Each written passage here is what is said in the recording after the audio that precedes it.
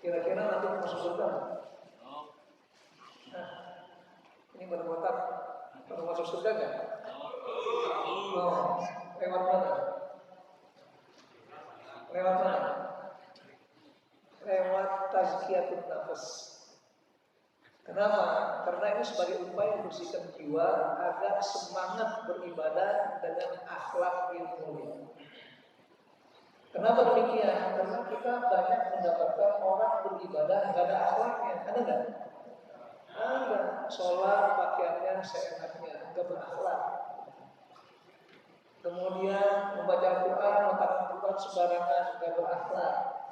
Ibadah padahal itu baru ibadah ma'ruf, baru ibadah muamalah.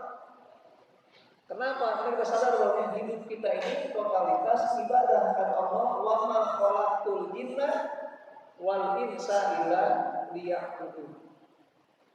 Tidak kami ciptakan jin dan manusia di muka bumi ini. Kira-kira kita bangsa apa kita?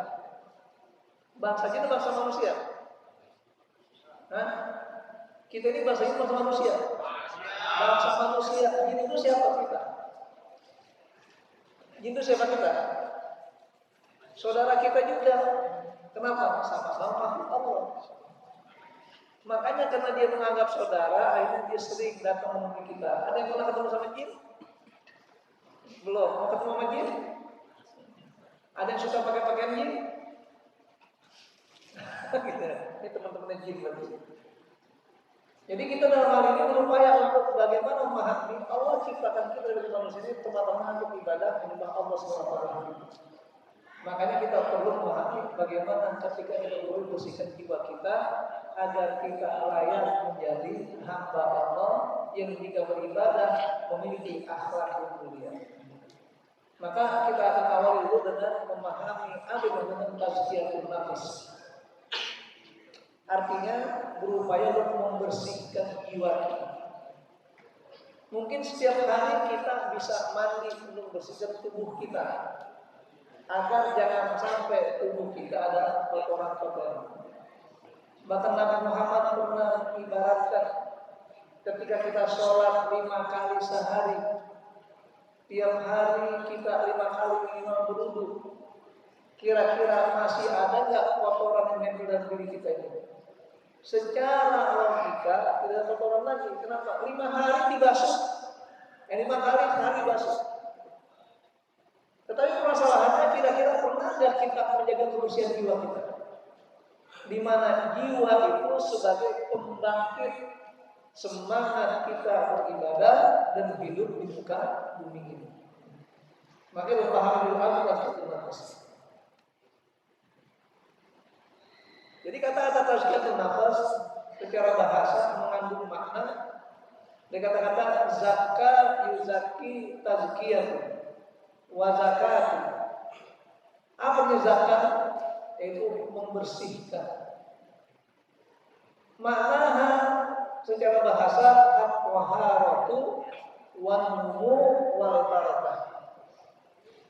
At-taharah artinya bersih, an-numu artinya berkembang, al-barakah artinya berkah.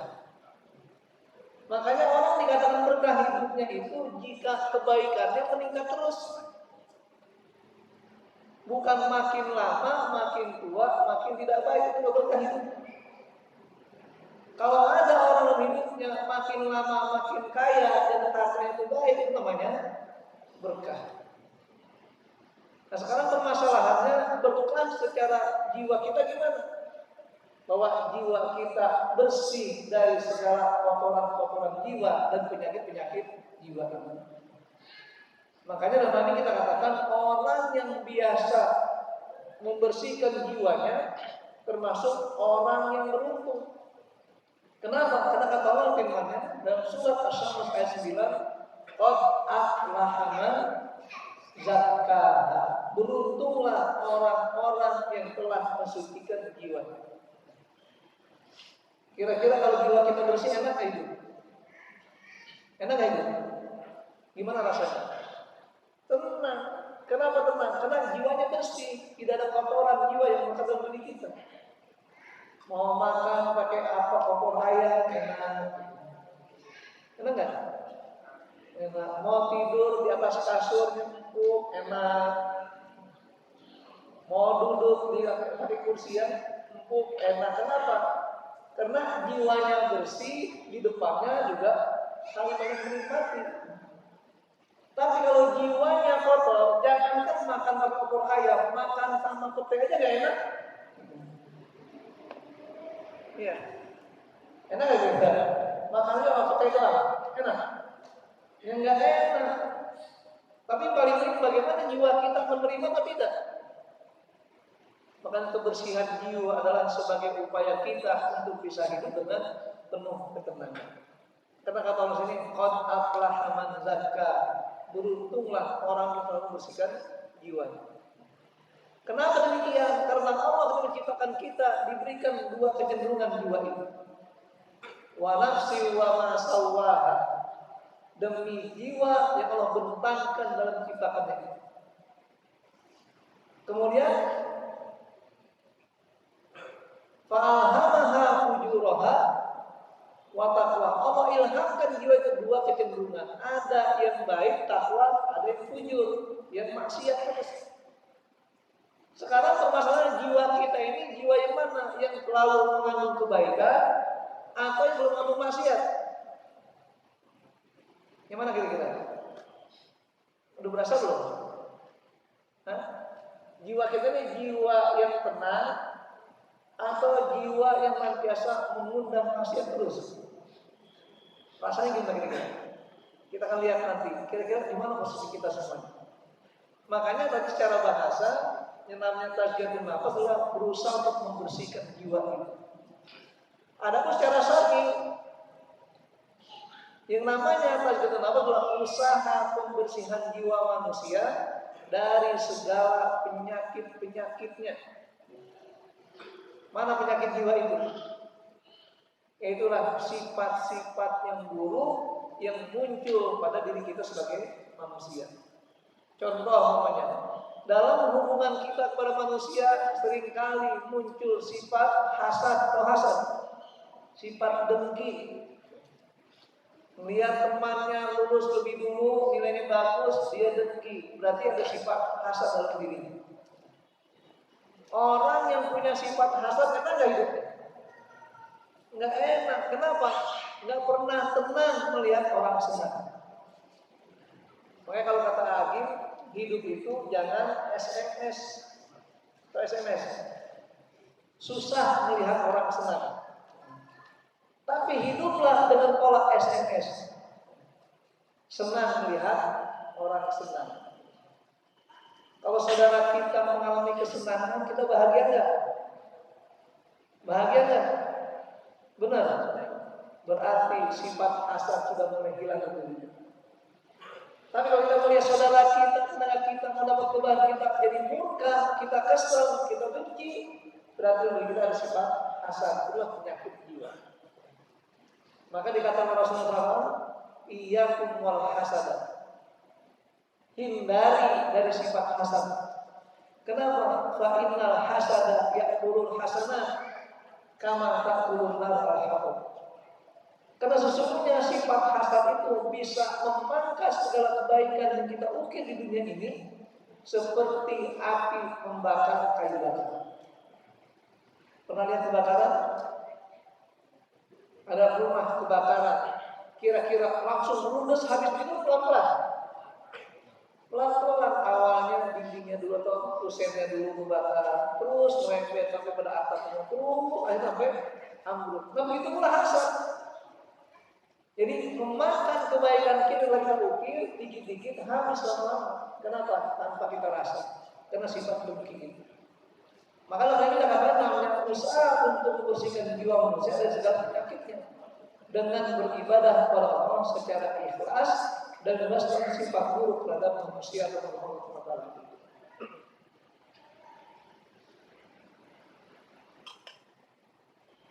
Ini dimaksud dengan upaya mentazkiyatun nafas. Sekarang bagaimana cakupan tujuh nafas itu?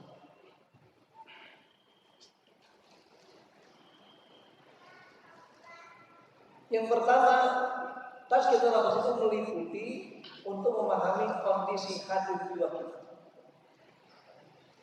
Jadi kalau orang yang membersihkan jiwanya, dia harus paham dulu bagaimana kondisi hati jiwanya. Ada yang tahu dengar kita kondisi jiwa masing-masing? Ada nggak? Kata Rasulullah, hati manusia ada 4 macam, ada 4 tingkatan. Yang diikuti oleh Imam Ghazali dalam kitabnya, yaitu Ihya Ulumuddin dan juga Kasyafatul Qulub.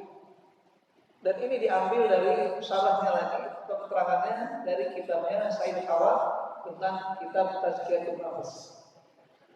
Bahwa hati manusia ada 4 macam. Pertama namanya qalbun ajrah, yaitu hati yang bersih. Hatinya siapa ini? Hah? Hati yang bersih. Ajrahnya tidak ada pembungkusnya, kelihatan. Kalau bahasa Jermannya meglah. Tahu meglah? Tahu meglah kan? Jelas, nampak gitu, enggak ada penghalangnya. Itu namanya hati orang mukmin yang shadiq. Orang mukmin yang benar. Makanya orang mukmin itu karena hatinya bersih.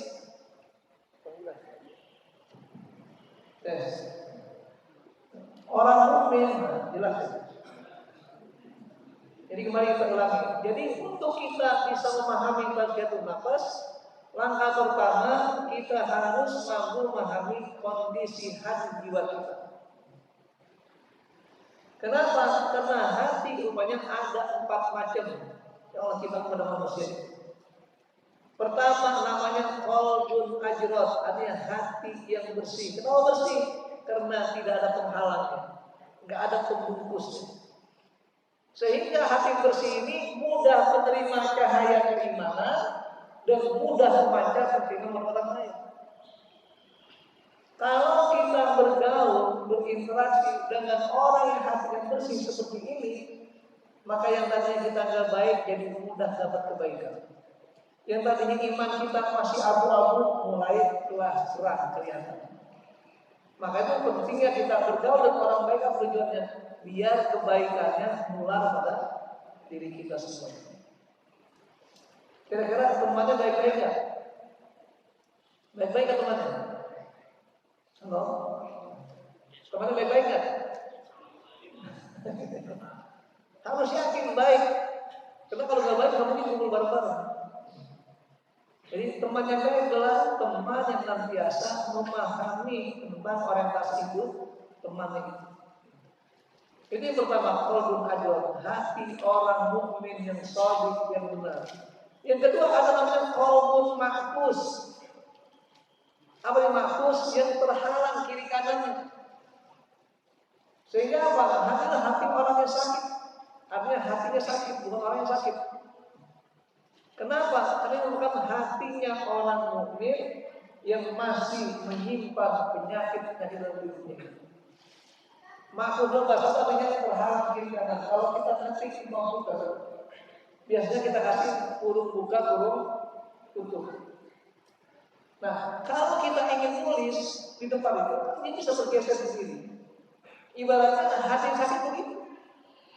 Makanya ketika kita nulis di luar kurung itu nggak masuk kategori kurung tersebut. Nah, artinya apa? Seorang mukmin walaupun dia hatinya beriman, cuma ada penyakit hatinya, penyakit jiwanya, maka tidak bisa dia kembangkan imannya itu. Gara-gara apa? Dihalangi oleh penyakit hatinya. Nanti kita jelaskan apa penyakit hatinya itu. Itu yang kedua. Itu namanya hati orang mukmin yang masih punya sifat penyakit-penyakit hati, baik itu hasad, iri, dengki, syirik, kufur, sebagainya. Termasuk zalim itu. Yang ketiga, qalbun mastur, hati yang terhalang atas bawahnya, ke samping dan terhalang gitu. Jadi kalau kita gambarkan sebuah hati begini, ini dihalangi atas bawahnya. Kenapa dihalangi? Mendapat cahaya sulit terhalang, mengambil hal itu sulit terhalang. Apa yang terjadi? Biasanya hati yang mastur begini harus ada usaha geser kanan, geser kiri. Kalau digeser kanan, nanti kan hilang dari penghalang itu. Ini namanya hati orang kafir yang telah mendapat hidayah. Kan banyak sekarang orang kafir masuk Islam. Kenapa?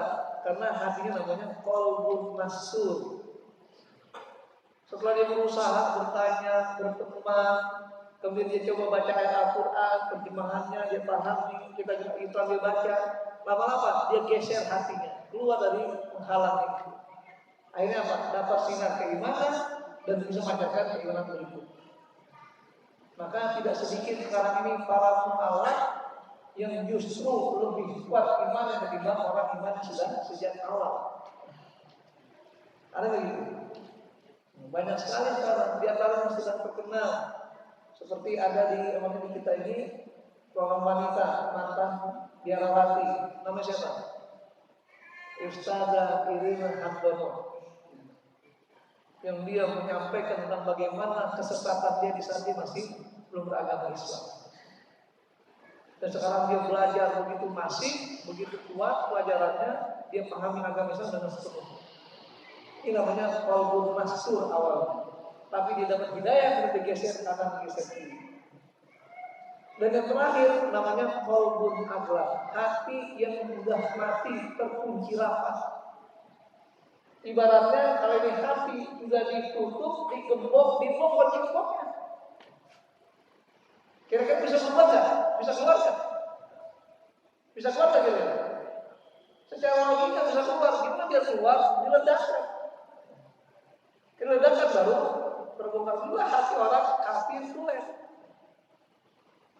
Orang kafir tulen itu ibaratnya hati dikunci sama Allah. Makanya kata Allah Subhanahu khatamallahu ala qulubihim wa ala sam'ihim wa ala absarihim bisa.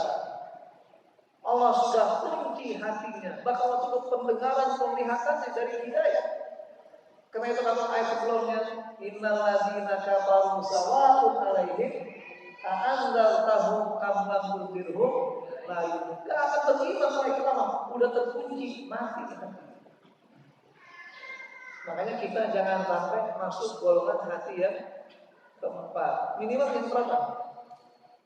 Dari 4 mana yang kira-kira? Posisi kita di mana? Hah? Posisi kita di mana? Hati yang pertama, iya. Pertama enggak? Iya, yakin? Enggak. Yang kedua? Yang kedua? Mungkin. Yang ketiga? Tidak mungkin. Yang keempat?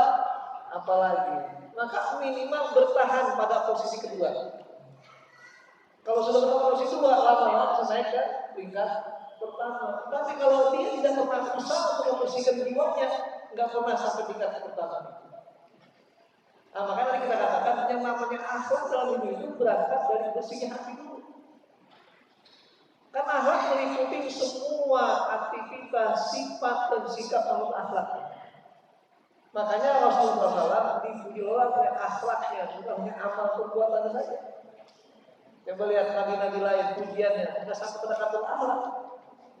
Nabi Muhammad Allah beri apa? Wa innaka ala khuluqin azim. Sungguh engkau yang Muhammad kepada dirimu ada akhlak yang sangat agung. Ini menggambarkan bahwa Muhammad sempurna akhlak. Berarti beliau berhak menjadi teladan setiap umat manusia karena memiliki akhlak yang begitu mulia. Sekarang pertanyaan bagi kita, kira-kira mau nggak ikuti akhlak Nabi Muhammad? Mau? Gimana caranya? Gimana caranya? Nah sekarang pelan-pelan kita ngikutin, kita pahami dulu apa yang Rasul ajarkan kepada kita semua. Kami menyampaikan Rasul hadisnya itu, maksudnya Rasul punya hati orang mukmin ada 4 macam. Yang pertama, yang terbuka lebar, tidak ada penghalangnya, walaupun ajrot, hati yang hidup. Jadi energik hati itu. Kenapa? Mudah menerima sinar iman, mudah memancarkan sinar iman. Makanya orang mukmin begitu, kalau punya keimanan, pancarkan kepada orang lain, minimal tetangga, saudara, dan keluarga kita. Jangan sampai beriman itu menjadi rahasia hidup. Apa rahasia hidup? Hanya dimasuki oleh dirinya sendiri, orang lain tidak dapat bagian. Karena jelas kata Rasulullah, khairun nas anfa'uhum linnas, sebaik-baik manusia yang banyak memberikan manfaat pada manusia yang lain. Ini terkait dengan hati. Sekarang berikutnya jiwa. Kita akan masuk jiwa yang mana nanti? Jiwa ada 3 macam. Ada namanya an-nafsu al-mutmainnah, jiwa yang tenang. Tahu jiwa yang tenang? Jiwa yang tidak pernah bermasalah, yang membuat dia tidak punya motivasi untuk ibadah. Kenapa? Kata Allah, jiwa tenang itu kalau disebut nama Allah dia akan tumbuh berkembang. Lihat firman Allah apa? Ala bizikrillah tatmainnul qulub. Hanya dengan mengingat Allah maka jiwa kita akan tenang. Makanya kalau jiwa sudah tenang, walaupun kerja kemudian digaji cuma 150 juta sebulan, enak hidup itu. Ya, kita bekerja, jiwanya tenang, walaupun gaji cuma 150 juta sebulan, enak gak? Enak, jiwa yang tenang. Tapi kalau jiwa yang tidak tenang, jangan kan dia 150 juta, nggak digaji juga bingung ya. Ini kita harus lihat, jiwa tenang itu an-nafsul mutmainnah. Yang kedua, an-nafsul al-lawamah, jiwa yang selalu mengeluh. Kenapa mengeluh? Karena sifatnya hubungannya terpadu antara jiwa itu dan jiwa yang an-nafsul al-amarah bisu. Jadi contoh dari jiwa al-lawamah ini, yaitu ketika dia berbuat kejahatan, berdosa, dia sadar. Ya Allah, kenapa saya berbuat dosa? Dia tobat. Tapi besok ngerjain lagi. Ada kayak gitu. Kira-kira kita masuk golongan itu enggak? Hah? Jiwa kita jiwa yang mana itu? Jiwa yang pertama yang kedua? Yang kedua, ini dari 20 ya.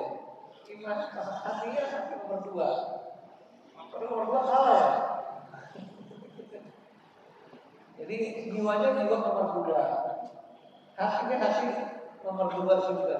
Kenapa? Karena nomor 3 sifatnya amarah bisu, yang cenderung untuk selalu berbuat keburukan.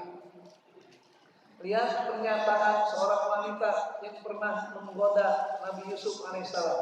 Siapa namanya? Nah, seorang wanita yang pernah menggoda Nabi Yusuf, namanya siapa? Juleha. Jadi Zulaikha dalam bahasa Arab.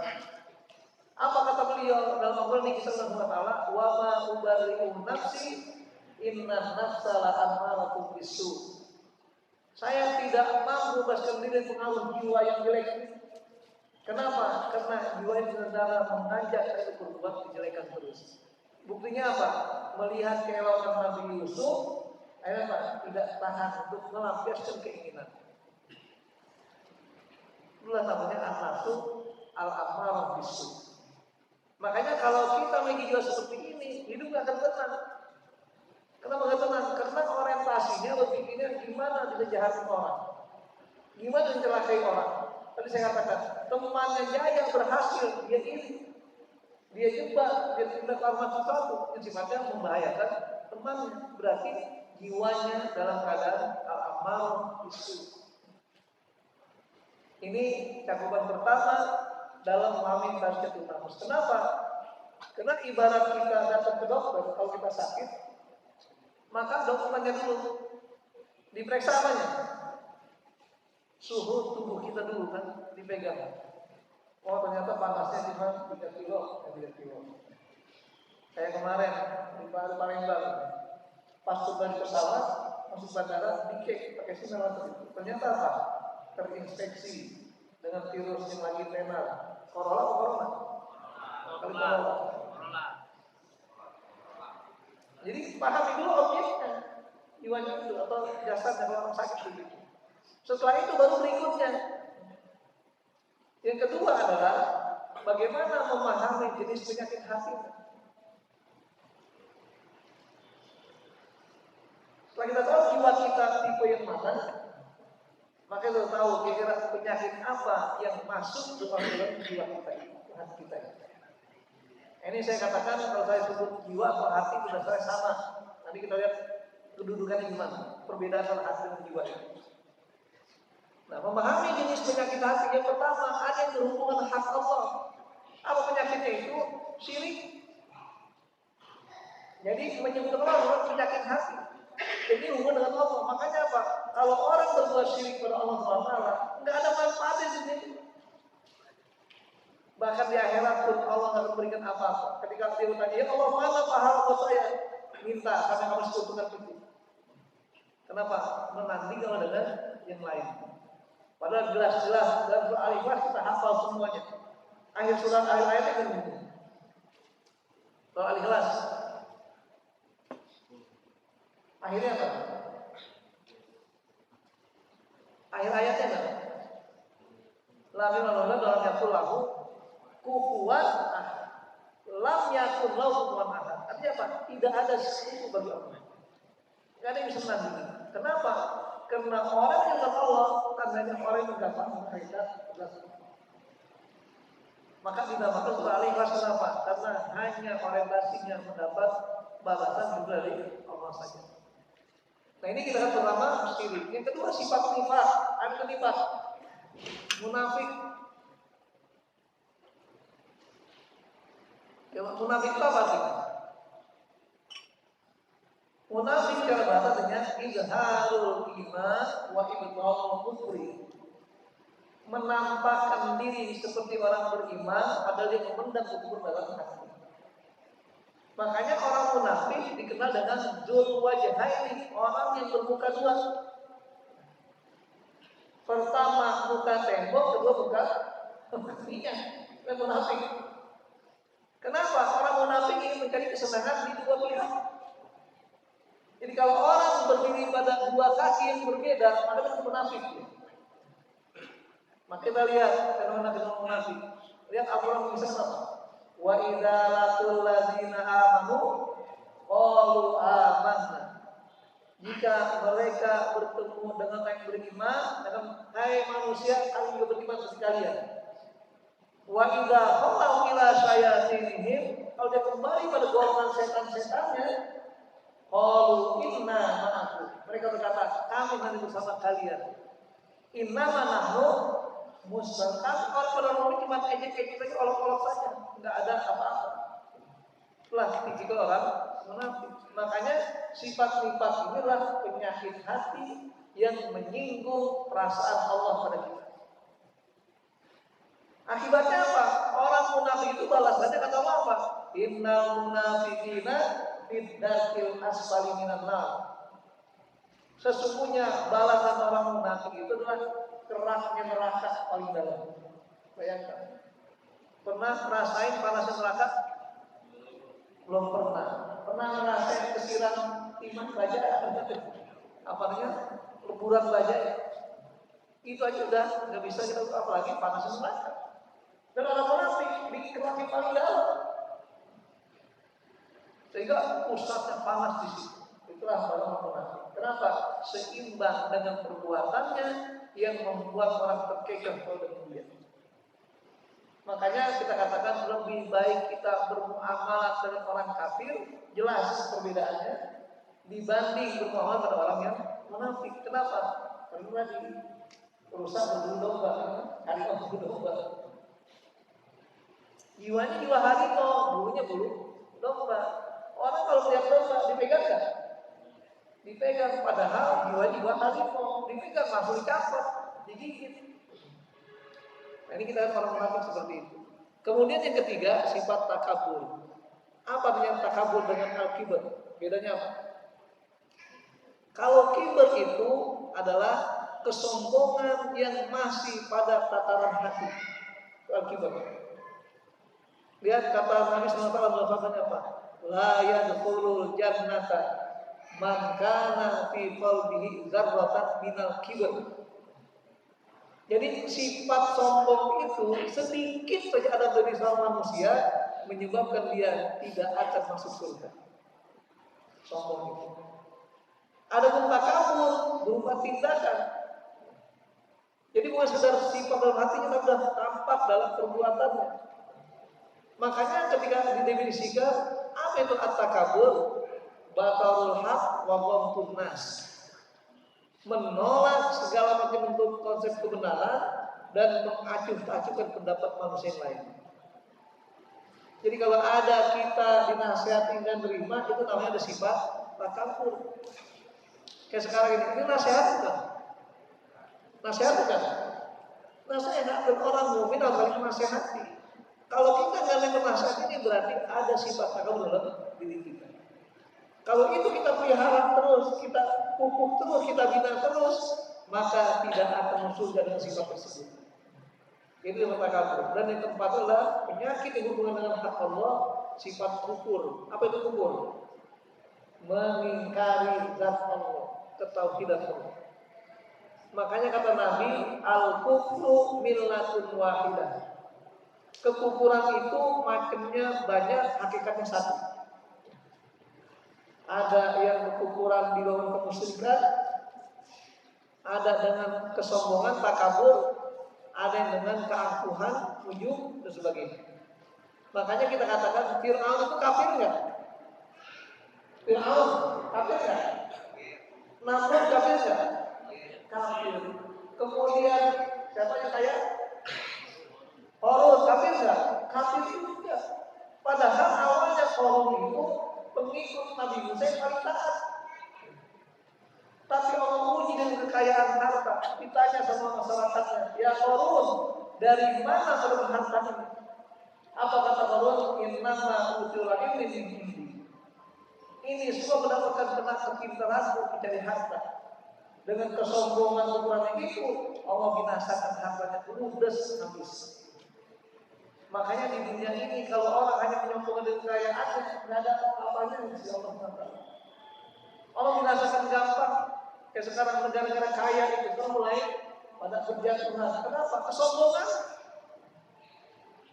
Allah turunkan bicara macam-macam, termasuk majalahnya sekarang. Coba berapa negara mengalami efek. Bahkan tadi malam di acara apa namanya? LSC apa? ILC. Itu yang terakhir yang kita adalah Wazir. Jadi hubungan antara virus corona dengan ekonomi. Lihat, udah mulai berbangkrut negara. Kenapa? Nggak ada komunikasi perdagangan lagi. Inilah kita katakan. Makanya hidup kita sendirian, saling mengukur dan lain-lain. Maka sifat kufur ini merupakan penyakit hati yang sangat dahsyat yang berhubungan dengan hak Allah. Itu aku. Sekarang yang berhubungan dengan hak manusia. Ada nggak penyakit hidup kita? Yang pertama, tadi saya katakan sifat hasad. Tahu hasad? Sifat dengki. Jadi hidupnya SMS terus. Apa SMS tadi? Susah melihat orang senang. Temannya dapat bonus, dia yang repot sendiri. Teman dapat jabatan, dia yang serba salah tingkah. Teman dapat kenikmatan, dia yang pusing. Kenapa? Karena punya sifat hasad, iri. Kira-kira boleh nggak kita memupuk sifat hasad ini? Boleh nggak punya sifat hasad? Kata Nabi, la hasada illa isnaini. Tidak boleh hasad ini pada dua hal saja. Apa itu? Yang pertama, hasad terhadap orang yang kaya, diberikan kekayaan oleh Allah Ta'ala, tapi sangat dermawan. Jadi kita lihat, ini bapak ini kaya sekali, tapi dermawan betul. Boleh kita ini? Kan ada seorang pengusaha ibu yang diwawancara di televisi. Oleh wartawan, dia bilang apa? Ibu udah senang sama harta. Kenapa? Kok setiap kali dapat keuntungan nggak ada yang ditabung, tapi langsung didistribusikan, diinfakkan di mana-mana. Ada yang buat bangun masjid, buat infak yatim, buat macam-macam semuanya. Sehingga tabungannya pada seorang pengusaha besar tidak sampai 2 digit kata orang, nggak sampai puluhan juta. Padahal dia seorang pengusaha. Karena dibilang justru saya tamak dengan harta ini. Kenapa? Saya ingin harta saya itu bisa menemani saya sampai akhirat nanti. Caranya gimana? Titipkan di dunia sama orang-orang yang dibutuhkan. Kenapa? Nanti akan saya tagih ketika saya masuk alam kubur nanti. Itu namanya orang yang tamak dengan harta dengan cara yang benar. Kenapa? Karena sifat hasad akan ada perasaan seperti itu. Kemudian yang berikutnya sifat egois. Egois merasa menang sendiri. Tidak pernah mikirkan orang lain. Kalau makan yang dicari apa? Yang paling besar dulu. Makanya ini untuk calon bapak rumah tangga nanti. Calon bapak rumah tangga ya. Jadi kalau punya anak 2, gimana biar adil? Maka caranya mudah. Kalau ada satu makanan, jadi kita berikan peraturan. Silakan bagi 2. Yang motong ambil belakangan. Ini melatih keadilan pada anak. Biar apa? Biar tidak egois. Ada makanan satu roti namanya. Coba ambil pisau, ditawarkan. Siapa yang memotong? Cekaknya. Syaratnya yang memotong ambil belakangan. Kira-kira ini curang nggak? Akan curang nggak? Nggak akan curang. Kalau dia potong lebih besar, tapi dia ambil aja 2 lebih besar itu. Makanya dia pasang diukur pakai senti, pakai mili. Inilah melatih keadilan. Kenapa? Agar jangan egois. Karena ada manusia segitu, mementingkan diri kita sendiri. Contohnya yang ringan saja. Ini kita lagi gini dipotong baru sama. Tiba-tiba apa? Kita ambilkan foto. Kita lihat, oh nggak ada. Foto banyak begitu nggak ada. Maksudnya apa? Dirinya nggak ada di situ. Itulah tabiat manusia. Jadi punya sifat egois. Ini penyakit hati loh. Dan yang ketiga sifat bakhil. Tahu bakhil? Koret. Tahu koret? Medit. Tahu medit? Apalagi kikir, bulu gasirah dan sebagainya. Ini kita berakhir pada proses ada di manusia. Makanya itu merupakan penyakit hati. Hindarkan dari sifat itu. Kalau kita ingin tenang di diri kita. Begitulah sifat serakah. Kenapa? Karena tabiat manusia ingin menguasai segala sesuatu. Makanya orang kalau sudah punya sifat serakah, nggak pernah tenang hidupnya. Padahal sudah dibagi 50-50, 50-50. Tapi apa? Dia merasa kurang terus ada sifat serakah. Atau kata lain sifat tamak terhadap harta. Maka dalam hal ini kalau kita memiliki sifat serakah, nggak pernah merasa senang dari bagian yang sama. Ini dia inginkan bagaimana agar dia lebih dari yang lain. Dan begitu sifat bodoh. Kenapa bodoh? Karena kata Allah firman-Nya, Inna aradna al-amanata 'ala samawati wal ardh wal jibal. Fa abaina an yastaqna minha wa hamala al-insan innahu kana zaluman jahula. Jadi manusia ini samping punya sifat zalim juga sifat bodoh. Kenapa bodoh? Pada dasarnya dia nggak mau dengan amanah, tapi dia paksakan untuk mengambil amanah itu. Apa yang terjadi?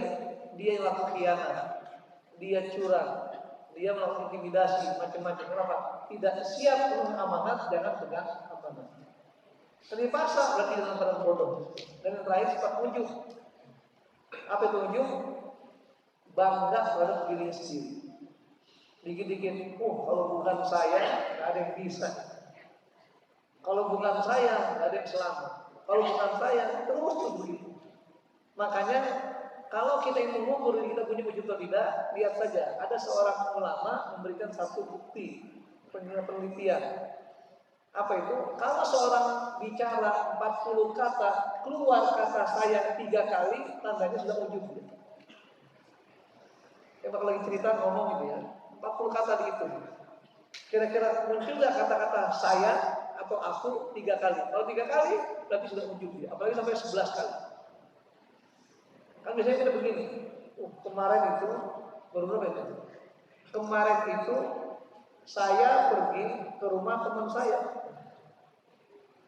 Ternyata teman saya itu dia tidak ada di rumah. Akhirnya saya berangkat lagi. Kenapa? Menceritakan dirinya berarti. Bukan menceritakan temannya. Nah, kayak ukurannya. Jadi kalau kita ingin membiasakan diri gimana mengevaluasi diri, lihat perilaku kita, ucapan tindakan kita.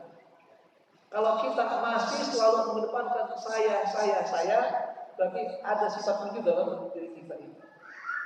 Yang namanya sifat ujub itu ada akadnya sifat takabur.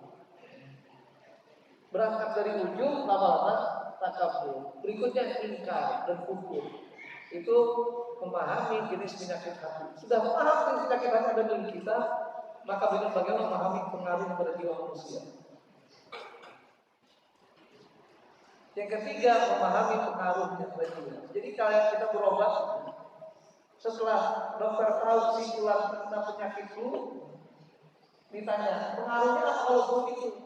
Bersin-bersin terus, air mata mengalir terus, pikiran puyeng terus, pengen tidur terus. Ini pengaruh. Udah jelas penyakitnya akan kelihatan. Termasuk tadi pengaruh virus corona apa? Tensinya naik, pusing berlebihan, kemudian mual-mual sebagainya. Lama-lama ambruk di jalan. Jadi kita harus lihat penyakit. Jadi kalau udah jelas penyakitnya, kita akan lihat pengaruhnya. Apa pengaruh pada jiwa kita dengan penyakit ini tadi?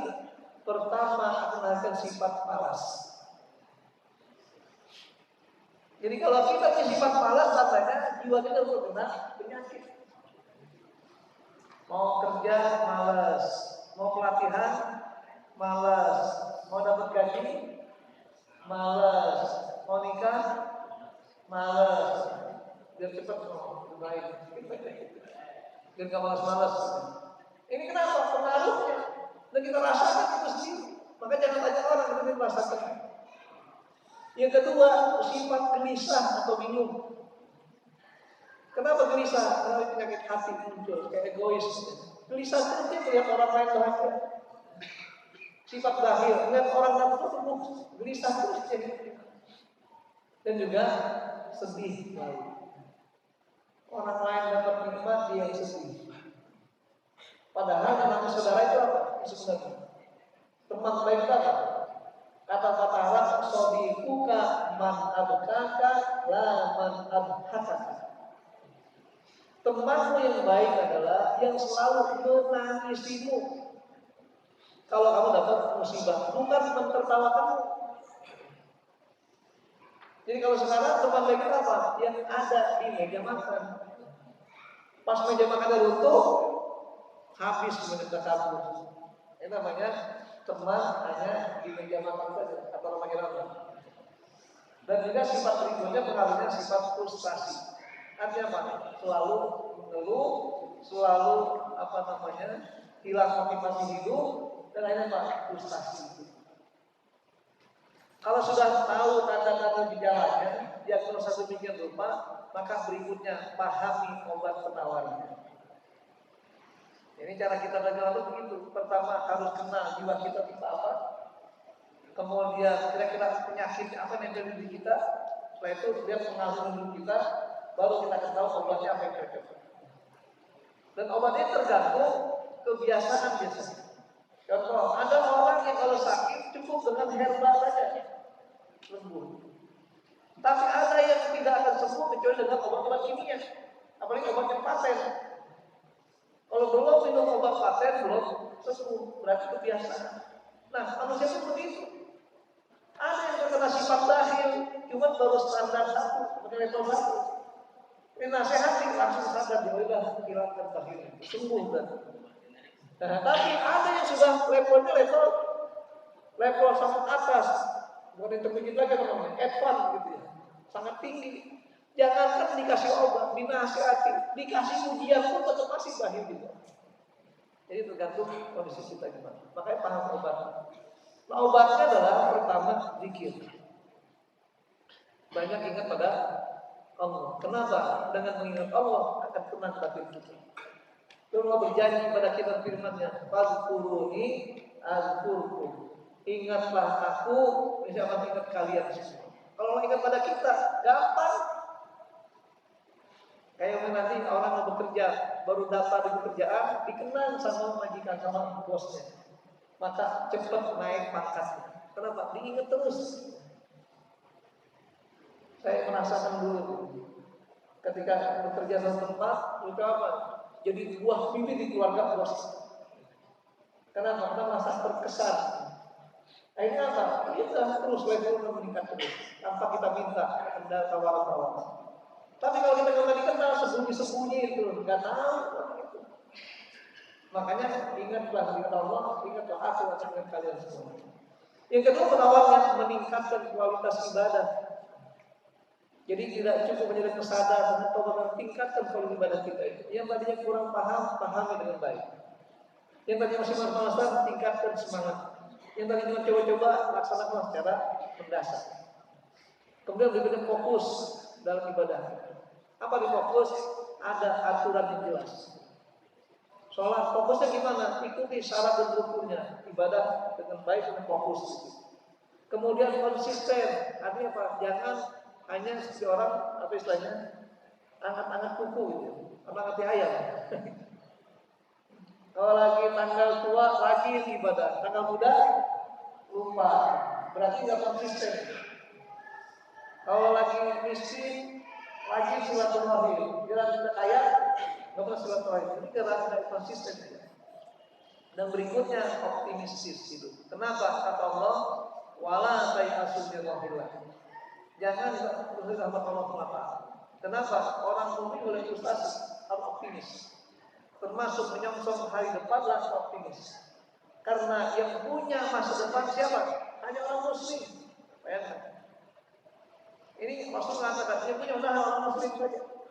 Kenapa orang muslim? Karena dia nanti akan mendapatkan balasan surga Allah Taala. Itu masa depan. Makanya rumah masa depan itu luasnya berapa? Hah? Rumah masa depan luasnya berapa? Paling cuma 1x2 meter saja. Rumah masa depan itu kuburan. Tapi namanya alam kubur seluas langit itu. Makanya bedakan pengertian kita antara kuburan dengan alam kubur. Kalau kuburan cuma seluas 2x1 meter itu kubur berapa orang nanti? Ini kadang ada orang biar hidupnya di akhirat lebih baik, kuburnya mas San Diego Hill. Cuma 150 juta, umpamanya paling murah. Kira-kira dijamin surga nggak kira-kira? Nggak ada. Tetapi lihat kata Imam Syafi'i, pesan Imam Syafi'i pada kita semua sebagai seorang muslim. Apa Imam Syafi'i? Barang siapa yang di dunia suka duduk di taman surga, maka ketika dia meninggal nanti kuburnya juga sebagai taman surganya Allah Taala. Mana taman surga dunia ini? Ini majlis ilmu. Karena kata Rasulullah, "Faiza faratum bi riyadil jannah," kalau kalian jalan melewati taman surga, farta'u, duduk sejenak. Wala tanfil, dan jangan kabur. Ini kadang-kadang kita habis sholat zuhur biasanya kan kita kuliah zuhur. Tahun itu bukan mau atas salam, mau lantas kabur. Padahal ada kuliah zuhur, ada kajian itu tempat taklim, jadi namanya riyadul jannah, taman surga. Jadi ini kemarin kita optimistis. Kenapa? Karena masa depan milik kita bersama muslim. Dan yang terakhir kali adalah ridho Allah Subhanahu. Kalau sudah ridho dalam hidup kita ini, jangankan kita minta, kita pun diberi. Makanya lihat balasan orang yang beriman pada untuk beramal soleh dengan ikhlas dengan baik. Kata Allah apa? Radhiyallahu anhu wa radu anhu. Allah ridho dengan segala perbuatan dan amal kita. Dan kita ridho dengan balasan yang diberikan kepada kita semua. Karena nikmat paling puncak ya Rasulullah ridho Allah. Apa itu? Bisa melihat Allah dengan mata kepala kita semua. Mau lihat Allah? Mau lihat Allah? Kira-kira ada nggak di dunia yang pernah melihat Allah? Ada nggak? Ada nggak Nabi yang pernah melihat Allah? Hah? Ada? Nabi siapa? Ada yang melihat Allah? Enggak ada. Kenapa? Allah yang nampakkan di akhirat nanti itu penghuni surga saja. Di dunia enggak ada. Kenapa? Karena Allah zat yang maha gaib. Allah berbeda spesies dengan kita. Dan Allah zat kepada makhluknya. Itulah yang namanya Allah. Jadi tahap pertama ini ketika kita berupaya bagaimana mengenalkan diri untuk kita bisa melakukan tazkiyatun nafs sebagai modal awal untuk kita berakhlak dengan mulia. Baik, silakan ada waktu mungkin sekitar 10 menit yang mau bertanya atau komentar, silakan.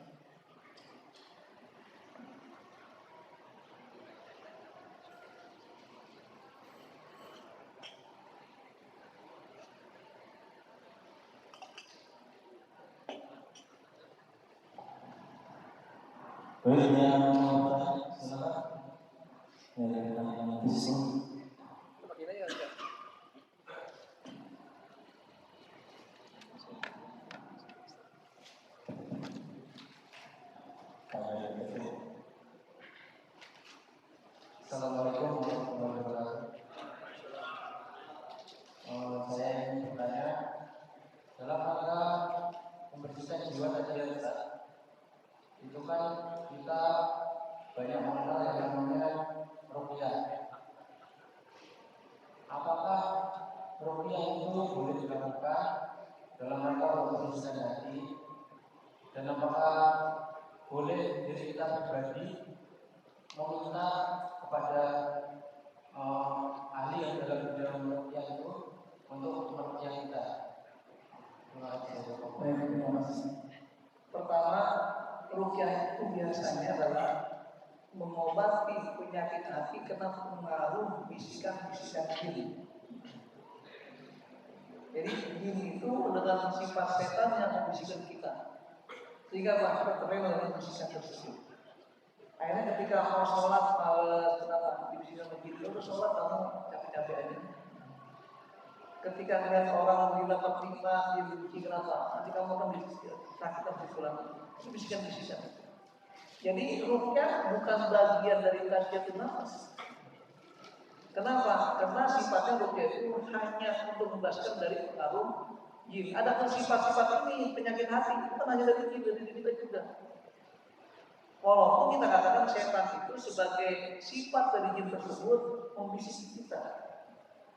Makanya ini saya katakan tadi kita membedakan apa bedanya godaan setan dengan bujukan hawa nafsu. Godaan setan itu nanti kita akan jelaskan bahwa jin asalnya, setan sifatnya, iblis dan itulah bentuknya, artinya jenisnya. Dan setan membisiki kita, makanya sifatnya eksternal, menggoda dia dari luar. Dan setan tidak pernah disalahkan, kenapa? Dia cuma menggoda doang dari luar. Kemudian setan akan memberikan kekuatan pada hawa nafsu kita. Dan hawa nafsu itu membujuk kita apa? Internal kita sendiri. Penyakit-penyakit hati ini adalah kebanyakan dari hawa nafsu itu. Contoh tadi sifat syirik. Kenapa? Karena dia dengan hawa nafsu pengen menduakan Allah. Kayaknya nggak yakin dengan kekuasaan Allah. Minta berdoa Allah, berikan begini, kok nggak kabur adalah lari ke gunung gede aja. Sehingga apa? Di sana bertapa berapa hari? Ya 7 hari 7 malam sudah makan nasi dengan orang lontong. Itu kenapa? Itu menunjukkan hawa nafsu. Tadinya setan membuka pintu itu. Makanya saya katakan ruqyah itu bukan bagian upaya untuk membersihkan jiwa, tapi hanya membebaskan dari pengaruh godaan setan ataupun jin. Gitu ya. Makanya jadi kalau kita bisa memanage diri kita, ada cara apa? Mengendalikan hawa nafsu. Makanya kata Nabi, orang yang cerdas dan rumah itu adalah bukan orang yang bergodaan setan, bukan. Tapi kata Rasulullah, al-qayyis mandana nafsahu wa amina lima ba'dahu. Orang yang cerdas, orang yang mampu merendahkan hawa nafsunya, dan jika beramal sesuatu targetnya agar bermanfaat setelah dia mengalami kematian, lepaskan kematian. Jadi bukan instan sekarang ini kita berbuat sesuatu dia dapat balasan instan, itu orang bodoh, orang terbelakang, orang primitif. Orang modern itu adalah orang yang cerdas. Kalau dia berbuat sesuatu bukan sekarang targetnya, tapi setelah dia mati nanti ada manfaatnya. Maka kan saya contohkan seorang pengusaha ibu-ibu itu orang cerdas. Kenapa? Kalau dia pengusaha besar dan hartanya berlimpah miliaran mendapatkan keuntungan, tapi tidak pernah simpan di dunia sampai 2-3 tahun ke atas. Kenapa? Dia ingin agar hartanya bermanfaat kalau dia meninggal nanti. Kalau dia punya ahli waris banyak yang soleh, kalau enggak habis hanya begitu saja harta itu. Nah begitu namanya orang cerdas.